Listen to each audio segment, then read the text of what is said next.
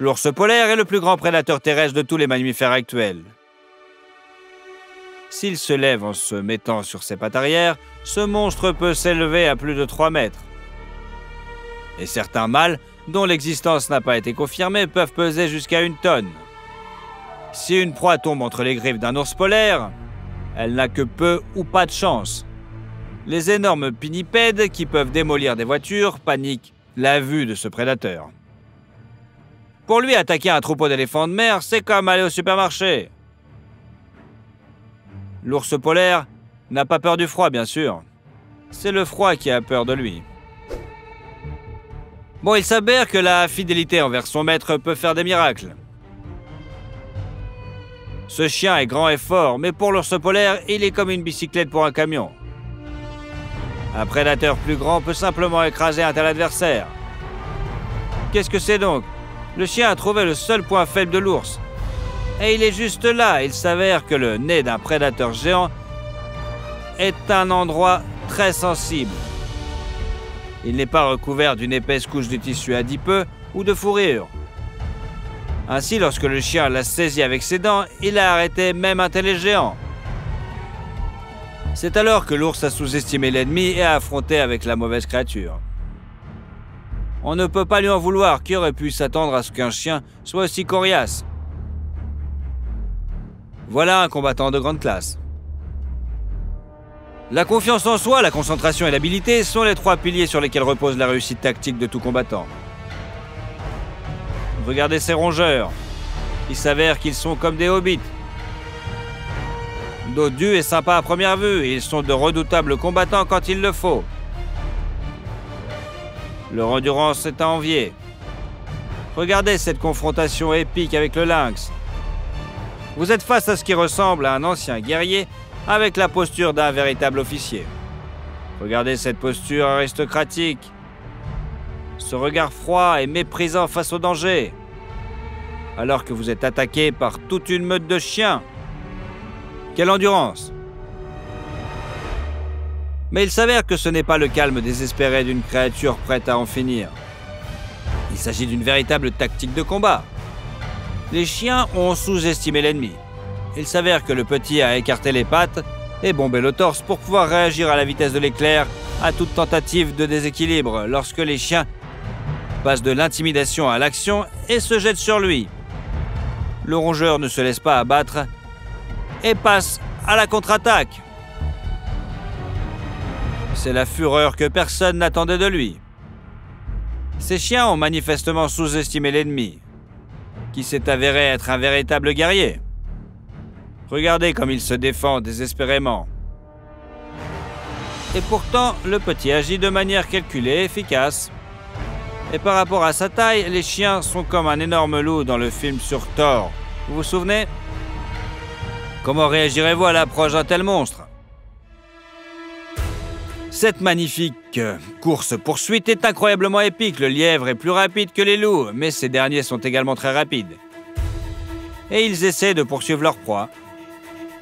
Les loups sont capables d'agir avec une coordination étonnante. Le lièvre pense qu'il pense presque sortir du piège, mais il évite de justesse la gueule d'un prédateur. Seule l'incroyable agilité permet au lièvre de se glisser pratiquement hors des dents du prédateur. Si les loups abandonnent la partie, que peut faire un lynx? Prédateur solitaire? Il s'avère que le lièvre a sous-estimé ses adversaires et qu'il en a payé le prix. Il ne savait pas que les glossettes des lynx fonctionnent comme des raquettes. Grâce à cet avantage, le chat a pu rattraper sa proie. Il y a une 60aine d'années, une photo de l'artiste Salvador Dali promenant un fourmilier apprivoisé a quelque peu surpris les gens. Aujourd'hui, nous savons qu'il ne s'agissait pas d'une bizarrerie créative, mais d'un calcul délicat. Car un fourmilier vaut 3 Doberman dans une bagarre. Étonnamment, ces animaux semblent maladroits au premier abord, sont de véritables brutes qui ne demandent qu'à se battre. C'est la première fois que vous entendez parler? Eh bien, pour beaucoup d'autres animaux, c'est aussi une surprise. Et une surprise très désagréable. Le nom de l'animal indique clairement que le fourmilier se nourrit de fourmis et de termites, des insectes qui vivent en grandes colonies et construisent d'immenses nids. Sa tête allongée, dotée d'une langue collante, incroyablement longue et spécialement conçue à cet effet. Beaucoup oublient que s'attaquer aux fourmis est une tâche à part entière pour quelqu'un qui a les nerfs très solides. Êtes-vous déjà tombé sur une fourmilière et avez-vous ressenti des dizaines de piqûres douloureuses sur vos points les plus sensibles? Pour un fourmilier, c'est un mardi comme les autres. Mais le plus important, c'est que ces bêtes ont des pattes griffues incroyablement fortes et grandes pour atteindre les colonies souterraines. Certes, une pelleteuse est un engin de chantier, mais vous pouvez imaginer ce qui se passerait si une mobilette ordinaire lui rentrait dedans, n'est-ce pas? Vous pouvez aussi imaginer ce qui arriverait à un prédateur de taille moyenne si la patte d'un fourmilier le heurtait. Les chiens ne sont pas très déterminés, car c'est la première fois qu'ils voient un fourmilier.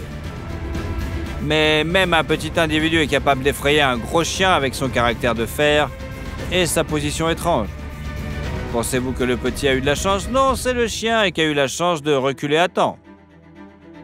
Là, les choses se sont passées différemment. Un jaguar, l'un des plus grands prédateurs de la planète, capable de chasser les caïmans et les anacondas, était tranquillement couché dans le fourré. Mais le fourmilier s'en moque. Il a envie de frapper quelqu'un au museau. Le jaguar s'approche. Le félin a manifestement sous-estimé la menace et n'a pas immédiatement compris la meilleure chose à faire. Courir et grimper à un arbre quelque part, le fourmilier a donc l'occasion de s'approcher et de frapper plusieurs fois le jaguar, de telle sorte que le félin est choqué par ses coups. Finalement, le jaguar tente de contre-attaquer. Il se jette sous le fourmilier et le fait tomber à terre. Mais pour cet animal, un tel coup est comme une étreinte amicale. Cet étrange animal semble apprécier cet échauffement. Finalement, le jaguar n'a d'autre choix que de s'enfuir. Le fourmilier a une peau et une fourrure très résistantes, qui fonctionnent comme une armure dynamique. Mais son arme principale est sa tactique de combat spéciale. Il veut attaquer, le fourmilier peut frapper d'un seul coup avec ses énormes griffes. Mais s'il est sur la défensive, il se dresse sur ses pattes arrière. La queue de certaines espèces peut alors servir de balancier. Dans cette position stable, le fourmilier peut rester debout très longtemps. Et surtout, il est capable de tourner autour de son axe, si bien qu'il est pratiquement impossible pour un ennemi de l'attaquer par l'arrière. C'est dans cette position qu'il assène des coups de griffe dévastateurs. Regardez-moi ça. Les griffes du fourmilier sont réunies en une seule et immense lame tranchante. L'animal frappe en décrivant un large arc de cercle et ce mouvement renforce la puissance déjà énorme de ses pattes. Habitué à creuser. Au Moyen-Âge, on commence à fabriquer des cuirasses à plate pour se protéger des épées d'ennemis. Aucune lame ne pouvait la pénétrer d'un coup direct. Les chevaliers ont alors commencé à utiliser les puissants marteaux de combat, dotés d'une partie frappante d'un côté et d'une pointe de l'autre. Cette pointe ouvrait la cuirasse de l'ennemi comme une boîte de conserve. Les coups du fourmilier fonctionnent donc à peu près de la même manière, comme un marteau médiéval pointu. Et l'animal ne lance pas des coups isolés, mais une série rapide de coups de boxe. Et ce n'est pas tout. Le fourmilier peut saisir un ennemi, l'accrocher avec ses griffes, le tirer pour l'écraser. Après cela, il commence à le piétiner et à le déchiqueter avec ses griffes, alors que la victime est sans défense sous son poids. Cette scène amusante est peut-être un exemple de ce que signifie mal juger un adversaire. Certains oiseaux sont si coriaces que même les barreaux ne sont pas un obstacle pour eux. Comme on dit, un individu vraiment libre le reste même lorsqu'il est enfermé. C'est le cas de ce rapace. Il mangeait tranquillement son repas lorsqu'un oiseau de passage a décidé qu'il pouvait lui prendre sa friandise et qu'il ne tiendrait rien en échange. Erreur. D'un mouvement rapide comme l'éclair, le rapace bloque la tête de sa victime. C'est une leçon dont le voleur se souviendra certainement bien. Les koalas sont comme des peluches mignonnes et vivantes au caractère doux. Eh bien, celui-ci ne l'est manifestement pas. Il jette violemment un congénère du haut d'un arbre s'il ne l'aime pas. Les lamentations du koala vexé sont déchirantes. Cela devrait nous servir de leçon. Il ne faut pas juger un koala selon les stéréotypes, comme on juge un livre sur sa couverture. D'une manière générale, il ne faut pas laisser les stéréotypes sur les animaux nous faire oublier d'être vigilants. Cette poule pensait que le géant au-dessus d'elle était un végétarien à bon enfant. Une erreur stéréotypée. Pour une raison étrange, ce cheval a soudain eu envie de manger du poulet. Il s'est mis à aspirer littéralement le sol à la recherche de poulet. La poule est en état de choc, elle ne sait pas quoi faire. Elle est incapable de protéger les jeunes de ces géants. Et il n'y a aucun moyen de rassembler et d'évacuer les poussins à temps, car ils sont trop dispersés. Du coup, le cheval a bien diversifié son mesure. Quelle situation où les animaux faisaient le mauvais choix d'adversaire vous a le plus frappé? Partagez votre avis dans les commentaires et n'oubliez pas de vous abonner. Nous avons encore quelques cas insolites à vous montrer. Lorsque le faucon s'est jeté sur le poulet, il y a eu une mauvaise surprise. L'oiseau domestique ordinaire ne s'est pas contenté de riposter, il a littéralement piétiné l'agresseur dans la boue. Nous allons maintenant vous présenter d'autres cas étonnants, voire comiques, où des oiseaux ont fait preuve d'une force et d'un courage inattendu, provoquant un véritable choc chez les prédateurs. La loutre, bien que petite, est un prédateur redoutable. Cet animal a un comportement très bizarre, comme s'il pouvait passer de l'état solide à l'état liquide. En même temps, il ne faut pas sous-estimer sa force et l'acuité de ses dents. La loutre peut manipuler la carapace d'un petit crabe, ce qui lui permet d'atteindre la gorge de l'oiseau sans trop de difficultés. Cette loutre a attaqué un oiseau 3 fois plus gros qu'elle. Le canard est choqué, car c'est un oiseau aquatique que l'on tente de noyer. La loutre n'abandonne pas. Elle enfourche sa victime et manque de la maîtriser. Mais lorsque le petit prédateur tire sa proie vers le rivage, il s'avère qu'elle a sous-estimé le canard. L'oiseau rusé s'est rendu compte qu'il était inférieur au prédateur en termes de force et a décidé de le vaincre par la pensée. Il a fait semblant d'être vaincu pour pouvoir au dernier moment se libérer de l'emprise du prédateur et s'enfuir. Un aigle d'assez grande taille s'est posé à côté du poulet pour le dévorer. C'est un prédateur assez grand qui peut chasser les rats, les lapins et les canards. Il pensait pouvoir facilement chasser la poule et grignoter les poussins avant la vraie chasse. Quelle ne fut pas sa surprise lorsque la poule passa instantanément à l'attaque contre l'agresseur. L'aigle est tout simplement choqué. La poule se met à le poursuivre comme un loup poursuit un chacal. Les ailes de la poule ne sont pas adaptées à un vol de longue durée, mais grâce à elles, l'oiseau bénéficie d'une excellente accélération. Et avec son bec, elle marque la tête, les yeux et d'autres points vulnérables de l'aigle. Mais l'essentiel est l'indomptabilité et la pression frénétique que l'on n'attendrait pas d'un oiseau de compagnie ordinaire. Une telle bravoure dédiée à la défense de sa progéniture est digne de votre like, n'est-ce pas? Les poulets ont été domestiqués en Asie du Sud-Est il y a environ 8 à 10 000 ans. Au fil du temps, nous nous sommes habitués à les considérer comme des volailles les plus courantes et les plus sûres. Mais quand on voit ce dont ce petit fou à plumes est capable, on a l'impression que les hommes des temps anciens ont domestiqué les poulets non pas pour les œufs ou la viande, mais pour que les oiseaux les protègent des tigres à dents de sabre. Car dans une situation extrême, il s'avère que ces oiseaux ont hérité de la fureur de la force de leurs lointains ancêtres, les dinosaures prédateurs. Vous n'y croyez pas? Alors que pensez-vous de ce duel du siècle? Comme l'aigle, contrairement au faucon miniature, est un poids lourd selon les normes aviaires, il n'a pas été facile de le vaincre. Cet ennemi n'était pas contre un long affrontement. L'aigle s'éleva plusieurs fois pour réitérer son attaque. Et vous savez quoi? À chaque fois, la poule se lançait dans la bataille de bon cœur et ne montrait aucune fatigue. Et lorsque la poule utilisait ses griffes, l'aigle regrettait de s'être frotté à cet ennemi. En tête-à-tête, une poule peut littéralement piétiner un aigle aussi grand qu'elle, ou faire fuir un aigle encore plus grand. Le rapace doit se mettre en défense muette, se coucher au sol, déployer ses ailes et avancer ses pattes griffues, soit tout simplement s'enfuir. Sinon, l'affaire peut s'avérer un véritable désastre pour les nobles seigneurs à plumes. Une poule peut littéralement coincer un aigle dans un angle mort. Il semble se moquer de son rival qui ouvre le bug de peur. Il s'est trompé d'adversaire. Et l'habituelle chasse facile s'est transformée en l'épisode le plus dangereux et le plus humiliant de sa vie. Une telle scène pourrait même être doublée en y substituant les dialogues de films de gangsters. Eh, t'es dans le mauvais coin, mec. C'est quoi tes propositions? N'hésitez pas à en faire part dans les commentaires. Dans un combat entre animaux, les tailles comptent. Bien sûr, demandez à un éléphant. Il peut enfoncer un buffle dans le sol jusqu'au cou, disperser toute une troupe de lions et mutiler un rhinocéros de 4 tonnes comme un chiffon mouillé. Mais vous savez, la détermination et le courage peuvent être plus importants.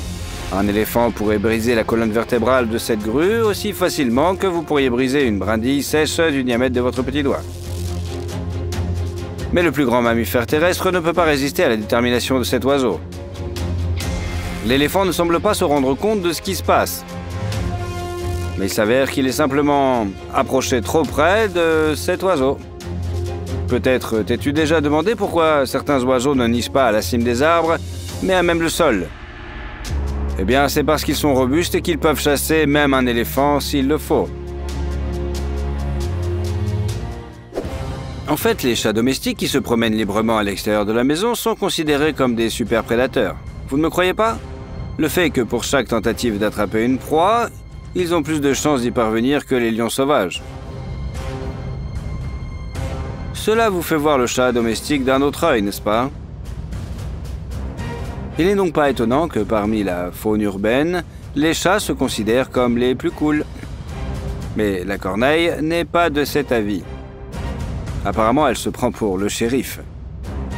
Alors quand 2 chats se sont battus, l'oiseau a décidé de mettre fin à la bagarre à l'ancienne, en frappant les 2 rivaux et en les forçant à se disperser. Un corbeau a attaqué 2 chats en pleine bagarre. Et ce, malgré le fait que sur le terrain, les combattants à fourrure ont un net avantage. Mais ils se sont trompés de chat à plumes. Un bec dur et une excellente réaction ont fait que les chats se sont calmés et ont cherché un autre endroit pour se battre. Attention, si vous êtes claustrophobe, cet incident épique provoquera une véritable panique. Le principal avantage des oiseaux est la maniabilité que leur confèrent leurs ailes. Mais que faire si un ennemi s'est introduit dans un nid exigu? Cette chouette a un oisillon sur le dos. La seule réponse est donc de se battre.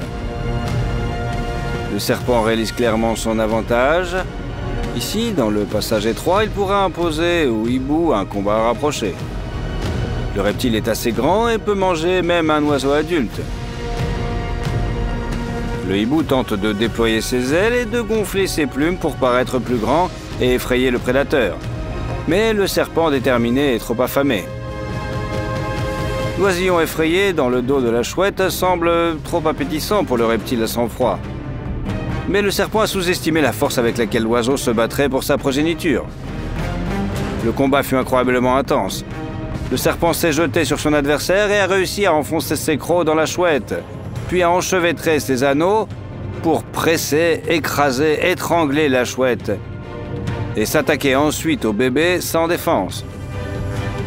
Mais le serpent s'est trompé de point d'impact. S'il avait mordu la chouette quelque part dans ses pattes, il aurait pu injecter son venin.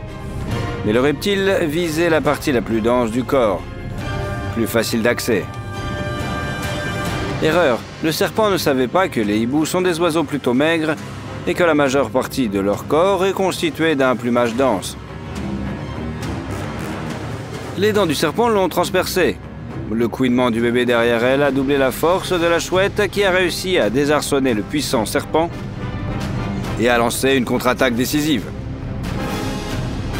Les griffes acérées en forme de faucille connaissent bien leur métier, même s'il était difficile de contrôler une telle arme dans un espace restreint. Mais le désir obstiné de protéger le seul bébé a fait son œuvre. La chouette a réussi à vaincre le serpent et à sauver sa famille.